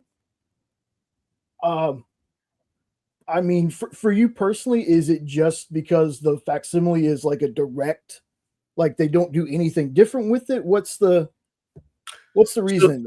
So that's the concept. With the facsimile is it's supposed to be a 1-to-1 replica, and instantly having the new prices on there technically breaks that. But I understand that reasoning.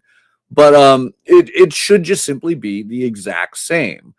And I like that we get blanks. I like that we get foils. Even on the books I own, because of my blessed position of where I've been in collecting, my long life, I will buy the foil edition so I have a good reader copy that's different from my traditional. But I miss the days of the 1980s, like with Marvel Tales, when Todd McFarlane was drawing brand new exclusive covers on classic X-Men and Spider-Man reprints. I loved the Wizard Ace editions where you got J. Scott Campbell and Humberto Ramos and Frank Quietly doing their retakes of classic key issues.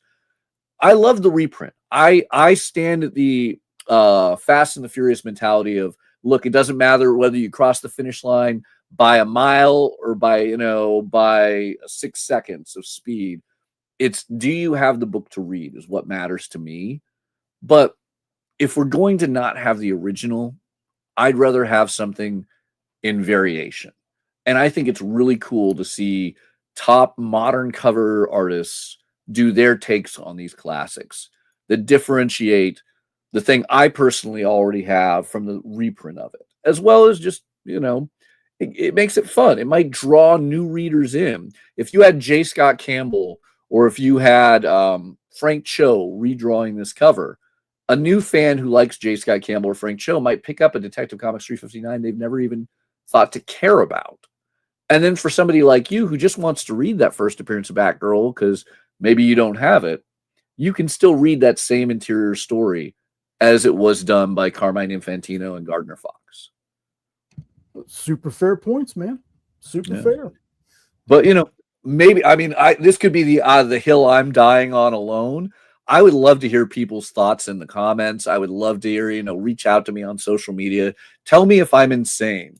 Yeah, and I agree with Robert. It wouldn't be a facsimile if you change the art. And when you have a foil or a blank, it's not a facsimile. It's a reprint that's changed. But yeah, no, I this is a whole other debate. This would be another show almost. But I would love to hear people's thoughts. I'm sure the publishers would too. What works for you? What do you want in the industry? And as always, you can let your local comic shop know so they can make orders appropriately. All right. A lot of great continuing series. The penultimate issue of Drawing Blood #11. We had David Avalone on last week talking about that. So if you want, go back and watch last week's episode after this to hear David's thought on this wonderful semi-biographical tale of Kevin Eastman.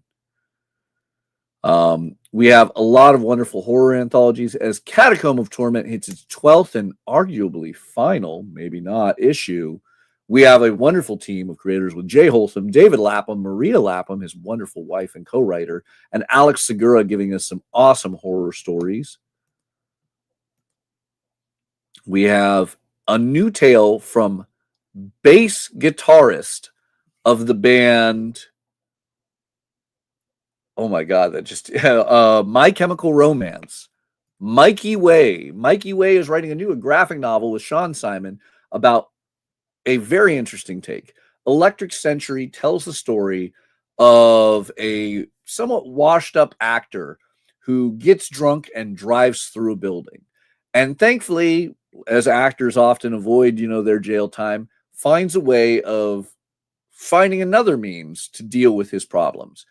And when he drops his alcoholism for hypnotherapy, he starts getting sucked back into the 1980s of Atlantic City and a casino called Electric Century. However, as he becomes more and more addicted to this hypnotherapy and this lost childhood memory of the big city of the East Coast lights, Atlantic City, it starts becoming a problem when even his girlfriend gets dragged into there. Can he break out of this hypnotic, potentially far too real other dimension? Or will he be lost there for all time? Electric Sentry is a very brilliant sounding concept, and I think Mikey Way is an often overlooked brilliant comic writer, whether it was his TMNT black, white, and green story or his awesome DC horror pieces, let alone Christmas 365 from Dark Horse. Whether you're a My Chemical Romance fan or not, give Mikey Way's Electric Sentry a shot from Z2 Publishing. I think that one's going to be a real fun one. Took me way too long to realize that's Gerard Way's brother. That is Gerard Way's little brother. Wonderful gentleman, too. All right. If you have not read the brand new superhero series from Kurt Pierce and Franklin Jonas, another famous brother of a famous musician and a musician in his own right. Wow, it's both of it. You get, Mikey and Gerard Way and then the Jonas brothers and Franklin Jonas. It is Fireborn. Fireborn is back for a stunning third printing. This book is on fire, much like the title says. And we get another great absolute style homage by Patrick Mulholland, who does the incredible interiors too. Awesome take. I would say it is an off, I would say it nods Batman in a very brilliant way. It is Batman meets Invincible in a very awesome way, spinning out of Lost Fantasy. Fireborn is truly brilliant. And if you have somehow missed out on the first and second printings of number one, here's your chance to grab it. I highly recommend it. Whew. A lot of stuff this week. A lot of great ones. Not a lot of time to talk about it all. I do want to give a huge shout out to If Destruction Be Our Lot. It has a second printing on the way if you missed out on this, but Matthew Rosenberg, Mark Rosenberg, and Andy McDonald did a phenomenal job on that first issue, and I cannot wait. I cannot wait to read issue 2. If only Matthew Rosenberg would just send me an advanced copy already. But I am loving this. So let your local comic shop know. Beautiful Chip Zdarsky, Sex Criminal homage variant, perfectly timed, with Sex Criminals now having what looks to be a full cast as they prepare to film a live-action adaptation. Then, yes, Invincible may be off the air as we desperately await season 5, and Conquest may not be back for any future seasons, but he's back in Invincible Universe Battle Beast, as Battle Beast, the strongest force in the universe, goes blow to blow with the big Viltrumite. Issue number 10 on FOC with some great covers and maybe a Star Trek nod on the 1-in-50 ratio variant. But there are some awesome covers there on this phenomenal book, as Skybound is just putting out hit after hit. G.I. Joe and Void Rivals also on FOC this week, as well as something we'll be talking about soon. We have some great comics for Pride Month with Justice League Unlimited, the Dream Girls DC Pride event, a weekly book. So I really want you guys to get your orders into your local comic shop if you want to read it. It is a weekly release book from Nicole Maines and from Jadzia Axelrod. I will always screw up Jadzia's name if I don't see it. Jadzia Axelrod and Nicole Maines. G. Willow Wilson. This is a powerhouse team. You're not only getting Galaxy and Dreamer, but you're getting incredible backups with characters like Batwoman and Poison Ivy. So all sorts of fun there. Then a brand new Mad Cave book from Steve Orlando called Land of Never, haunting tale of a man who's lost his daughter. And unfortunately, due to lies he let out in his professional life, no one believes he isn't the man responsible for the loss of his own daughter, as he goes to track down a hauntingly large figure he saw last on the last night he saw his daughter. Could this be a paranormal twist? Could it all be in his head? What is the story of Jim Hoke's daughter and where she has gone? I love mysteries like this. I love the things where, our characters don't believe the protagonist's claims, and it becomes that dark psychological twist of what is real and what isn't. So brand new 6-issue miniseries from Mad Cave Comics, Land of Never. All right. Lobo fans, I know a lot of you are excited about Jason Momoa's big role in the upcoming Supergirl Woman of Tomorrow movie. And if for any reason you don't have the Simon Bisley and Keith Giffen Lobo miniseries of the early 90s, now you can get the facsimile edition of the book at cover price. And again, proving, that facsimile or publishers don't understand the word facsimile. Yes, there are variants like this great Jason Geyer action figure one doing the classic superpowers figure line, foils, and more. And if you're a Lobo fan excited for Supergirl, there's more. Scotty Young and Jorge Corona are bringing Supergirl into the Lobo ongoing series with issue 4. Yes, Supergirl in Lobo, written by Scotty Young. 1.5 million amazing covers from everyone. Jorge Corona, Lee Bermejo, Mike Del Mundo, Frank Cho. Oh, wait, there's more. Simon Bisley, Mark Spears, and my favorite, Dan Mora with Jason Momoa on the cover. Yes, the actor who will be playing Lobo, tag teaming it on the cover with Lobo. All sorts of fun. Going back to Fireborn, if you missed out on Fireborn number 1, you likely missed out on Lost Fantasy number 9, where Fireborn makes a proper crossover leading in, and we get the backup by comic shop owner and writer Timmy Haig and Eamon Winkle, who is a Russ Manning finalist, not the award winner, but definitely deserved it. Eamon and Timmy do this amazing backup in Lost Fantasy, while Franklin Jonas and Kurt Pierce also give you a little bit of lead into Fireborn, and it's already an amazing comic in its own right. This is a powerhouse comic that just has everything in it. Obviously, a good reason why it's going to a third printing. The second printing hit stands this week, and it sounds like it is selling out everywhere. So do not miss out. My big push on this.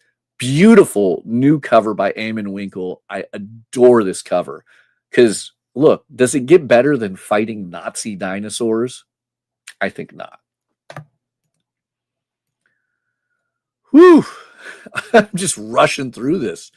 We got so many amazing things. Mumra, Murder Drones, Nectar, all these hot books continuing and getting better and better.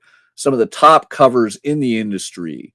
If you didn't already rush to your comic shop, make sure you go grab Odin number 1. I will give a trigger warning. It's not something I normally do, but this is a dark book with Nazi protagonists. But James Tynion IV and Marguerite Bennett are bringing a twisted tale that will leave your jaw on the floor. It is so haunting. Odin number 2 on FOC, and let your comic shop know if you want it.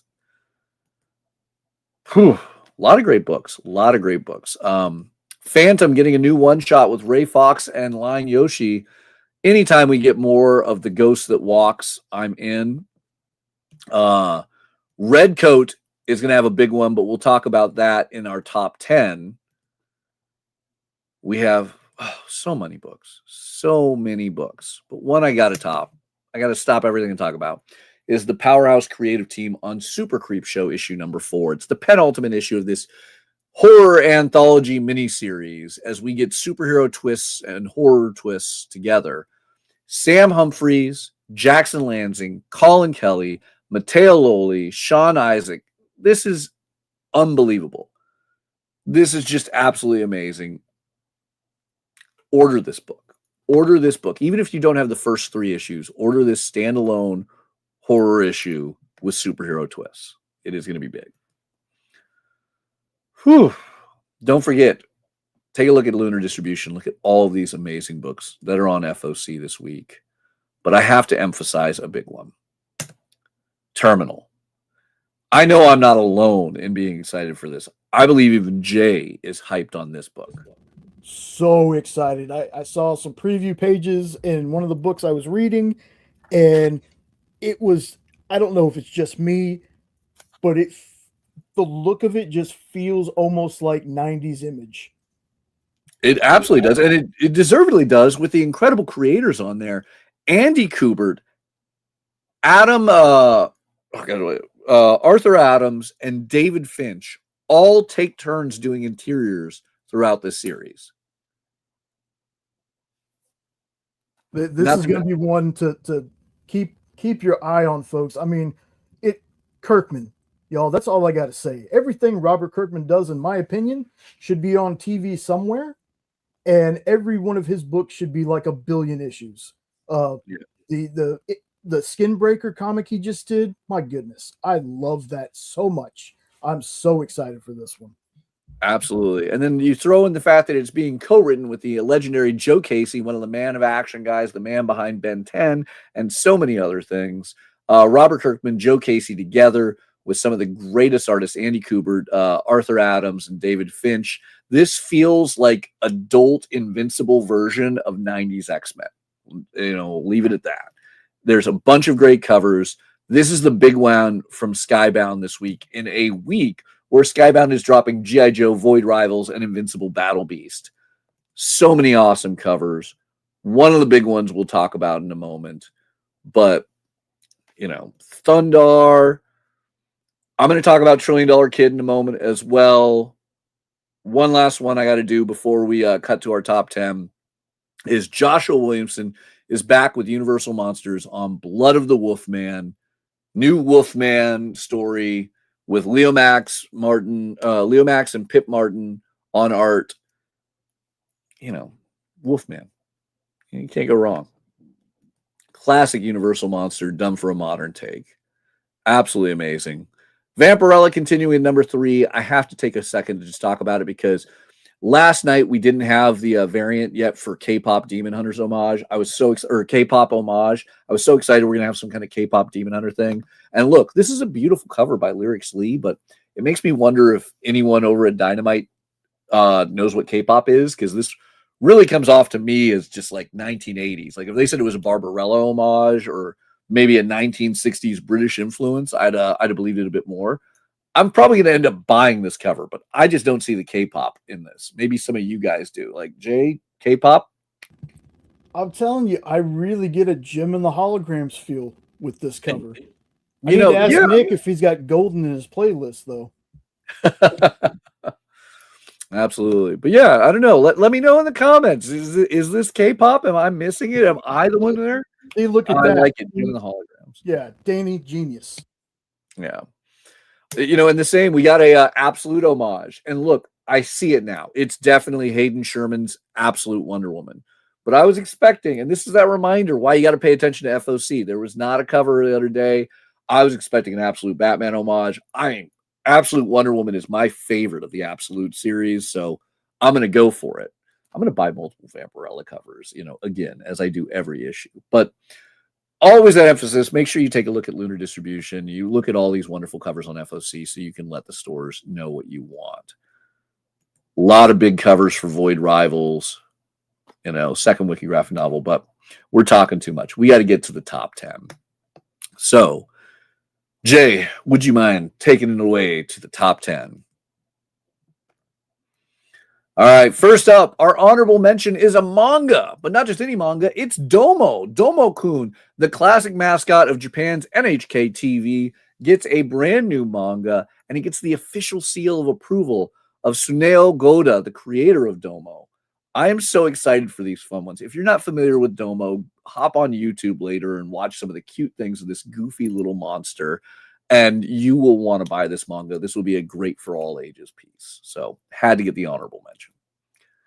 Then let's talk about Redcoat. Let's talk about Benedict Arnold. He is back. If all you've read was that opening epic arc of Redcoat, this is the big one.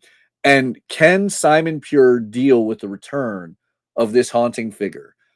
I am beyond hyped, knowing there's a Redcoat movie on the way where obviously we're going to have this role.